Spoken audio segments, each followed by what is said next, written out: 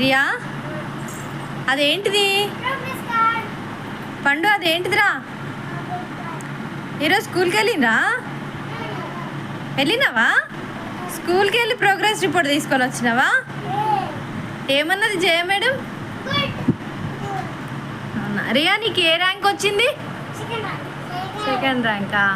ఒకసారి నీ రిపోర్ట్లో లాస్ట్ పేజ్ రియా. essay2 ఏమొచ్చింది? గుడ్డా, యావరేజా, ఎక్సలెంటా? పండు నీకు